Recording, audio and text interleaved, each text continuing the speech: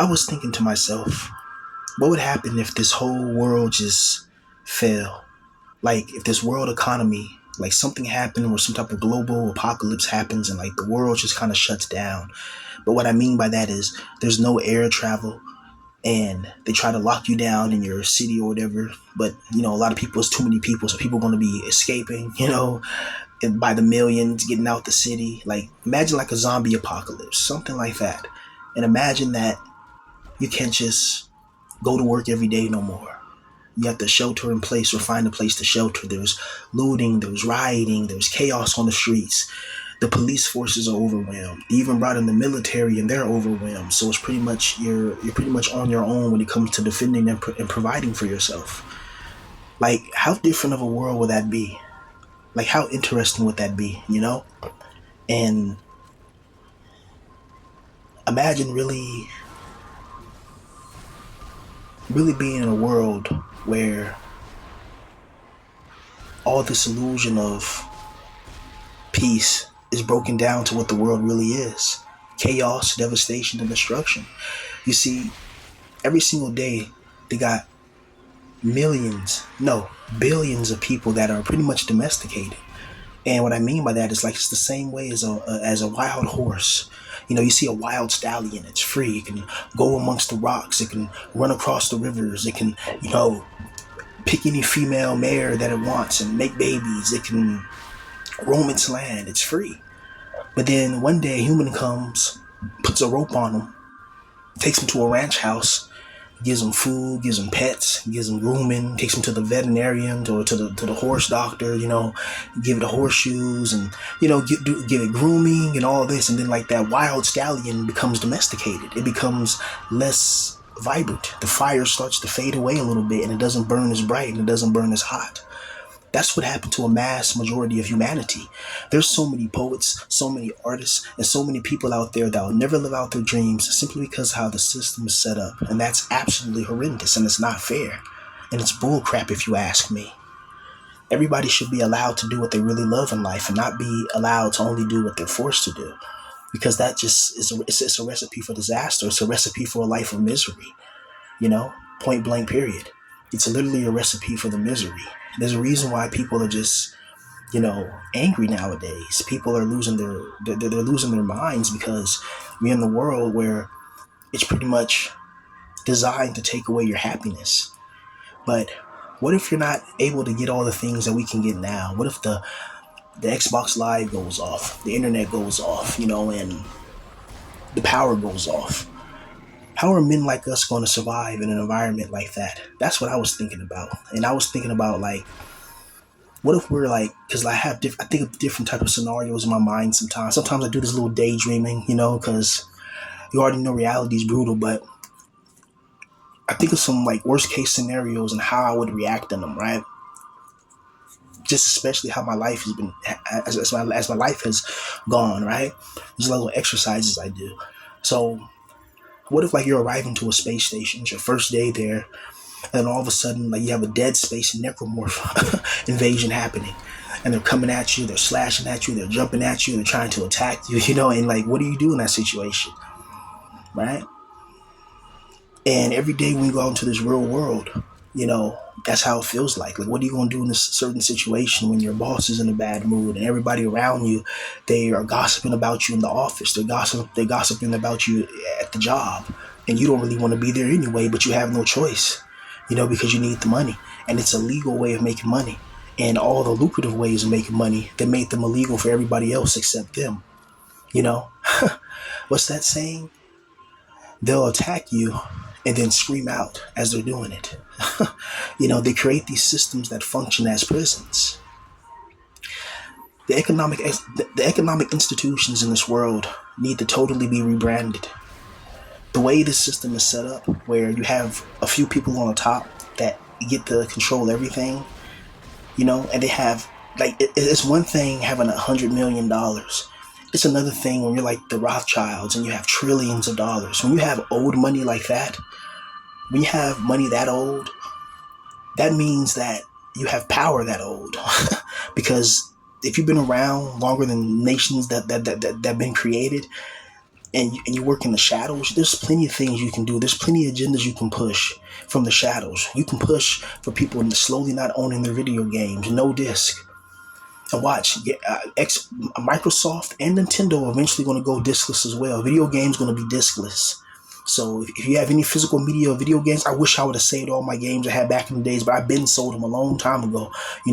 Only recently, like, have I been getting back into like buying like physical games and stuff, right? Recently, I mean, like in the last 4 or 5 years, and so I have like a little bit of a collection of physical games, but it's not like my collection I had before. Like I had a big video game collection, you know, and I got rid of it though, for money, at the time, and that was bad. You know how it is. You go to GameStop, you sell like 15 games, and they try to lowball you. So you got to kind of like argue with them, not argue, but you got to kind of like, get a reasonable price, But sometimes, the store just have the rules and the regulations. It's so weird, bro. But I remember being happy going to GameStop though. But they're always trying to sell you something. That's why I stopped going to the stores, and just start buying online and like buying physical games online and having it mailed or whatever. But the digital thing is just going to be crazy. But once they start with something like that, they're going to proliferate to other areas of life as well. They're going to go into the economics. Oh, now you can access your bank account without a biometric scan. They start something like people, oh yeah, that makes sense, because that means that no one's going to hack and get my money, but that's not true. People can still hack and get past the biometrics, but they'll have some crap like that. Oh, you need a biometric scan. They're like, what the hell? Oh, we just need a small sample of this, I was like, huh? And then people want to accept that. So now you accept having no physical media, and now you already accepted integrated biological biometric scanning, and these systems are going to keep on getting more oppressive. And then the next thing you know, they're going to have all types of, maybe at the stoplight now they added some type of biometric security system. So every time a car stops, it scans the biometrics of the individual, to see who the person is. And they'll tell you, oh, it's just so you can check your health and make sure that you're driving right, and that people that are driving at nighttime, that they're not having any type of irregular heart movements or palpitations or anything like that. That's what it's really for. But secretly, that's what they'll tell you officially, but clandestinely, it's going to be about monitoring people, seeing through your car, seeing what you have in your car, seeing if you're some agent sent to destroy their evil systems and wicked suppression controls. They don't want that, so they spy on us. There's a reason why there's so much that they spy on the citizens. They're watching us. Why are they watching us? What do they know about us that we don't know about ourselves, right? Why do they lie to us and not tell us the truth? You have to ask yourself these questions. Why is this world built on deception? Why is there supposed to be a loving, caring God, yet this God seems like he created a world to torment us? And you got people that would defend this God. You got people that say you're not going to go to heaven, you're going to go to hell. Why do you have to threaten somebody with hell? Why is a God threatening you with hell anyway? You don't even know what's going on. How can a God put you in a world where you have to fight for money, fight for the right to eat, fight for the right to have a woman, fight for the right for your sanity, fight for everything, in a world where it's evil and wicked, and some of that wickedness and corruption is going to naturally get inside of you? Why would a God put you in this world and then not even give you enough time to live? At least make us live 100 million years. At least let us live 200 trillion years. Humans should have the lifespan of stars. Each one of us should be able to live as much as the sun gets to live. We should get to live for billions and billions and millions and hundreds of billions of years. And then eventually, maybe like our light or something just, gets too powerful and bright, and we just leave the human form. And that should be the way we pass away. We should just be able to turn to light beings without going through the experience of neutralization and passing away. It seems like even the experience of passing away in this dimension is designed to be terrifying and is designed to be humiliating. Your body is shutting down and you feel it, and then you're trying to breathe and you can't. You're trying to move, but you're not moving like you used to. You can feel, okay, my body's shutting down for real. And then you close your eyes and then your heart stops, and then boom, you leave your body and you're in your soul form, you're in your spirit form. You're like, I feel lighter. I feel, woo. Then you see these scary monsters coming around you, these scary spirits trying to drag you down to hell. You see a portal open, you see souls screaming. All these shadow arms are trying to grab you. You got some type of gravitational pull. You have to use the divine spark, boom, and stop all that nonsense. You got to get out of there, Yeah, man, when you pass away, it's going to be a battle. Do not expect when you pass away, you're just going to pass away and see some holy light. Expect to be attacked by demons. Expect to be attacked by the most scariest beings you can imagine. Expect to be attacked by it. Don't you ever expect to gain peace when you pass away. This world is, if you ain't got no peace now, what makes you think you pass away and you're going to have peace? You think the demiurge is going to let you off the hook that easy? No. It's going to be a battle to get to the Pleroma. We're going to have to battle like Dante from Devil May Cry. You know? For real. You know? Like Samiosuke from Onimusha. Huh? That's the way it has to be in this realm, man. Because that's the way this realm was designed. We have to find our paths, gentlemen.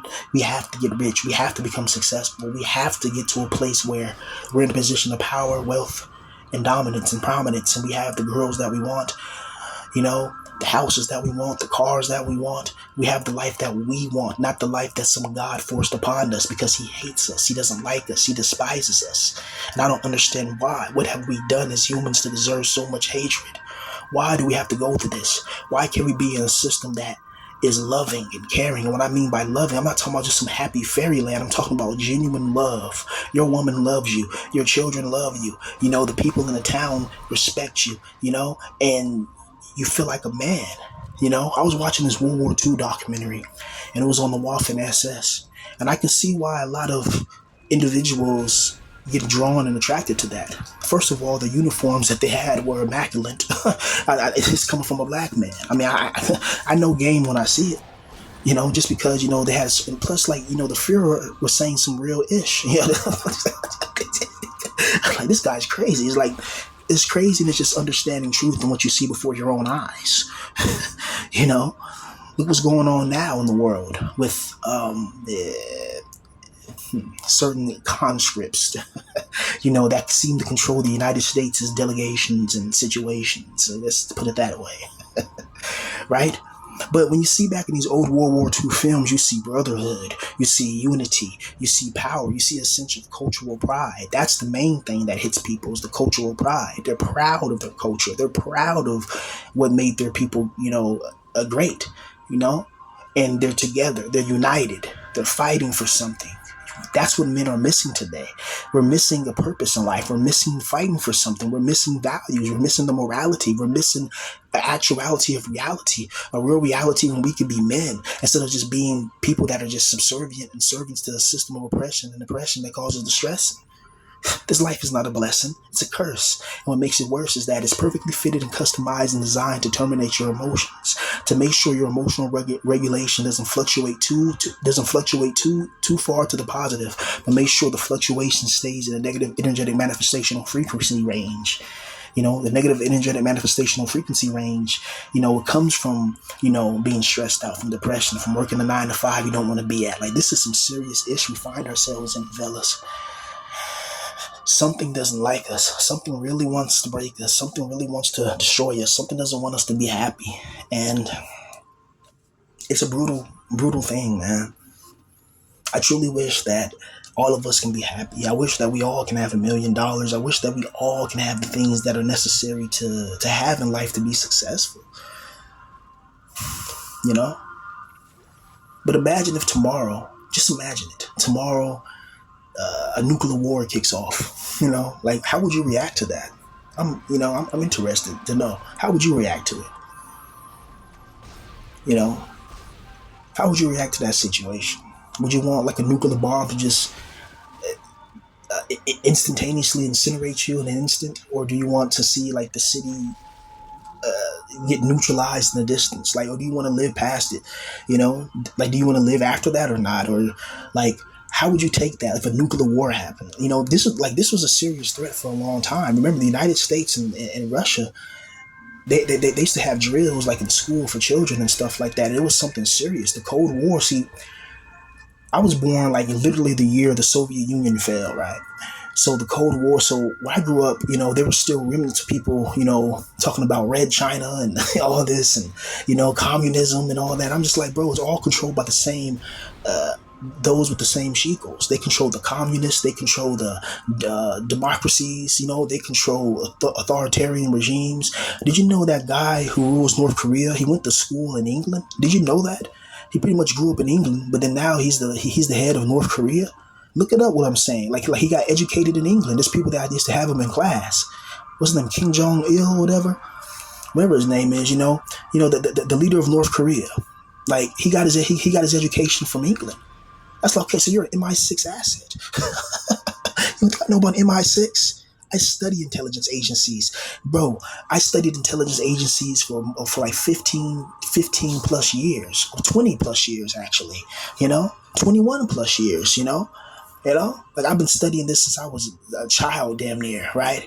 I've always been interested in intelligence agencies, like from James Bond. I always thought, like, what if this stuff is really real? I mean, that's my first inclination. I was like, I started Googling and YouTubing it, and I started finding about, I started finding out about different types of intelligence agencies, how the central intelligence agencies, they utilize assets in different regions to destabilize a region, to put a puppet leader up, to take down a leader that's no longer in favor and put somebody else up. And I was like, wow, this agent stuff is real. And I got deeper into it, and I started learning about security oaths. Like certain security positions, they won't let you have unless you're a Freemason. They won't let you have unless you come from a certain fraternity and you come from a certain secret society. And you have to already have that up. You can't just certain positions you have to already be prepped for, you got to swear what's called a security oath. Like this is like ritualistic stuff. So it's like occultic stuff. Esoteric things. But there's some positions in life you don't just get there by working hard. You have to be a part of a secret society and a secret cult. You got to participate in secret rituals. It sounds ridiculous, but this is how the world was always ran. The world was always ran on magic. In this generation, they just tell you magic ain't real, but they show you fairies, they show you the possibility of magic on TV, and you thinking it's just fiction, but in fact, it's reality. These ancient myths of old weren't just people making it up. There was truth to it. There was truth to the existence of giants. There's truth to the existence of vampires. There's truth to the existence of all types of mysterious creatures and cryptids, from mermaids to reptilian forces, to interdimensional shape-shifting beings, to daemons, and all types of evil things. This is a very wicked, sadistic world that we find ourselves in, and I know the God of this realm doesn't like me, because I see through his matrix. I see through this prison. I see through it, and I know that he's wicked and evil and sadistic and twisted, and I don't want to put up with this God's nonsense. And this God's not going to take well to that. Anybody who tries to rebel against this God is going to be labeled a target by this being, by this demiurge. If you think I'm lying, the more you find out the truth, you see all those little attacks that are happening in your life. You think that's an accident? Do you really think that's an accident? What happened? All of a sudden, these little things are coming at you to try to pick at you, to try to break you down, to try to do this, to try to do that. That's not an accident. That's being done deliberately. Remember in the Bible when he said, I hardened Pharaoh's heart. Remember that. Remember the story of the Tower of Babel. Remember the story of the Tower of Job. Remember the story of that one girl who opened up the door, and he said the first thing that he sees after the Lord gives him a victory, he's going to offer up for a sacrifice. And that God never stopped him from doing that. Right? Do you not see that this being is a bloodthirsty monster? It feeds off of our misery. It feeds off of our pain. You don't believe me? Then look what you're going through in life. How come the people keep messing with you at work? How come they keep doing it? How come you keep feeling sad? How come you keep feeling alone? How come you can't escape your poverty? How come? No matter how hard you work, no matter how hard you try, you can't get a beautiful girl. You can't get a girl with a cute face and a fat arse. You can't have it. A beautiful girl, cute face, slim waist, and a nice behind. How come you can't have that, but somebody else gets to have that? How come you wanted to be a superstar and wasn't allowed to, but somebody else was able to make it?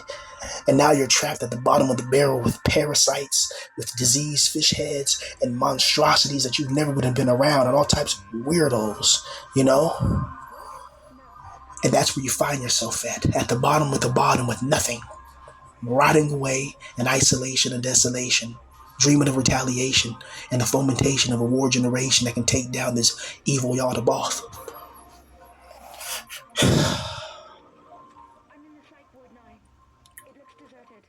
Truly, truly, truly, truly, truly, what is this world? Look at what's going on in your life. Do you love your 9 to 5 job you're at right now? Do you love it? Or you're doing this because you're scared if you quit, you'll be homeless. So that's fear that's ruling your life. And a human mind can't act well when your mind's not well. Pretty much you can't look when your mind's emotionally unstable, you can't make the best decisions. You only can make the best decisions when your mind is healthy. So if you're emotionally unstable, let's say you're depressed, you're sad, you're miserable, and somebody gives you some money, you may just spend that money, on some food or on something just to make you happy so you can survive through the next day because you're emotionally depressed. But if you were emotionally regulated, you had your sexual needs met, so you had your sexual alleviation, you have your emotional alleviation, and you got a girl that's close to you, you got a job that has some decent money, and and you've had good life experiences. When somebody gives you some money, you may take that money and start investing it and doing this and doing, and saving and whatever. Your mind's in the right place, you know. Or another example is when, let's say, your mind is already unstable and somebody tries to draw you into a fight. You get into a fist fight and now you're in jail or in prison. But this person was just trying to rile you up, just to get you to try to acknowledge them or bite at them or fight at them. And you fight, and then now you're the one that's in trouble, right? Somebody that's emotionally regulated and that's not emotionally not dysfunctional is just going to do the adult thing, you know, right? So, yeah, man, it's very crazy this world we find ourselves in. It's terrifying actually, and it's tantalizing to think that there can be other realms out there that don't have pain and don't have all this shit to make you go insane. It's hard being a man in this world, man. It's hard being a person, period, in this world. But if you're a beautiful woman, if you're a pretty girl, you can easily have any guy that you want, right? But if you're a man and you're not attractive, you're broke, you're depressed, it's gonna be hard to try. Why would a woman want to date somebody that's not confident in himself, that doesn't believe in himself, that has a low paying job or no job at all, that hasn't really made it? Why would a woman even want to be bothered with a man like that? But if that man was attractive, then she wouldn't care. Do you see how looks are everything? We live in a world where people judge you. Like, when you see somebody, people automatically make a judgment about you. When they see your face, when they see how you look, people automatically make a judgment about you. Instantaneously, the human mind just does that. When it sees somebody, it puts them in a category, right? So I can see people doing this to me.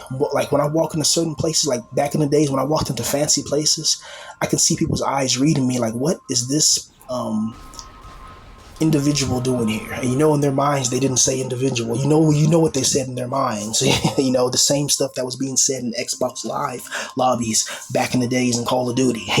That's what they were saying in their minds. Like, what is this individual doing here? You can tell by their eyes. Like, they were just staring me down. Like, what is this guy doing here? He doesn't belong here. And it made me feel uncomfortable.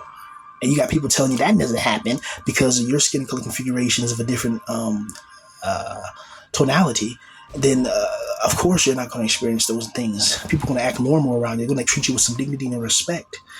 But when you're somebody like me, they're going to try to always remind you to know your place, and they do it blatantly. It's obvious. Everybody can see it. It's just that it's happening when it happens to a certain demographic. Everybody just covers it up because they have this twisted, demented hatred towards people that have my skin color configuration. Now I understand that you got gangsters, you got thugs, you got people that cause genuine problems, of course, but we didn't create a nuclear bomb. We didn't create world wars. We didn't have 100 Years War. We didn't have the War of the Roses. We didn't battle everybody around us. Like people we didn't drop bombs on Japan. You know that was done by the European mindset, right? So talking about, and if we're so bad, then how come we didn't take over the country? You know what I mean? Like if we're really as bad and as we're causing all these problems and this, that, and the third, if people truly believe that, then how come we're not bad enough to take over the country, right? And how come when we were literally servants, we were treated the worst? You know, how come it took for us to stand up for ourselves and try to get some respect, right? And to this day, people don't like us. And it sucks. And then when you're a guy in this position and you're lonely, you're poor, and you're in poverty, people are really gonna have it out for you. This is a multiplier. It's like it's like when you play Halo 2 and you add the skulls, you make the game more harder and more difficult because legendary is easy. If you just play the regular legendary in Halo is notoriously easy except Halo 3. That's when it starts really getting harder.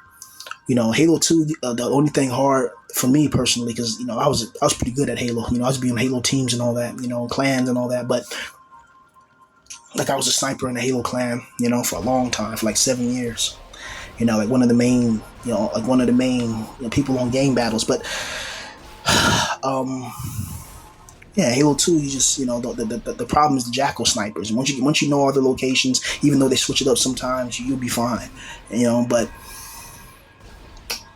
the newer Halos, the newer games, they don't have that soul, they don't have that flavor, and that's everything in life, from the food, from the religions. There's a reason why a lot of people don't go to church no more. And it's like, what's the purpose? You go to church, you're still broke. You go to church, you still got bills to pay. You go to church, you're still trapped. You go to church, you're still treated, you're still yelled at by your boss. It doesn't do you any benefit. It's like this world is designed literally to soul trap you and to harvest your negative energetic manifestational frequency. And once you see that and see the world like that, there's no going back, because that's the truth of existence. That's the truth of this reality, right? Point blank. Period. That's the truth. It's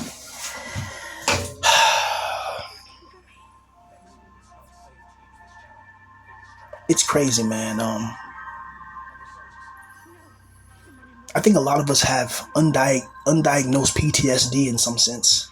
That's how much trauma and drama we've been through in life. That's how much pain we've been through. That's how much crap we've been through. Like, some of us really went through it for real. It wasn't no joke. We really been through hell. We really been through the shadows of battle. We really been through it, man. And we got to keep our heads strong, and we got to keep our heads up. What a crazy ride, like what a crazy existence where you have to fight for everything, and everything's trying to fight you to keep you in check. Everything's trying to break you down mentally, physically, spiritually. Then you got to deal with this process of trying to fit in to this monotony, to this matrix that just rewards conformity. It rewards giving up and surrendering your existence, turning your soul into something that's unrecognizable, turning your soul to something that you can't even understand or can't even know about. Like when you're a NEET, you really do discover yourself, though. That's one benefit of being a NEET, is that you can have time to really discover yourself and really find out who you truly are in a way, because you don't have no distractions. You can focus on what you really like. Maybe you won't find out who you really are on the outside world and all that, but you're going to find out what you like, what you don't like. Like, one thing I learned about being isolated is I can detect fakeness in people so easily. That's the benefit of just it's like certain things you have to learn that can't be taught. Like the way I can look past almost anybody and tell if they're real or not. I can look in people's eyes. Like, it's just certain how they move, how they talk, the tonality of their voice, like what they do. Like, just certain things you can tell if somebody's good or not. Because they're always going to tell on themselves. Like, evil people with evil intentions, they're always going to tell on themselves and reveal themselves.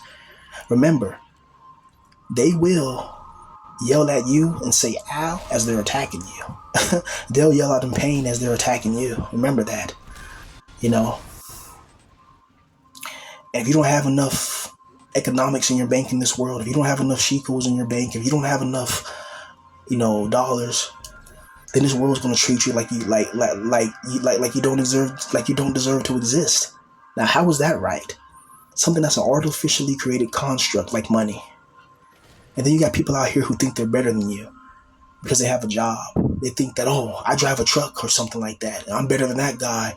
And it's like, you can drive a truck one day and have a brain aneurysm. Now you're a corpse in a coffin.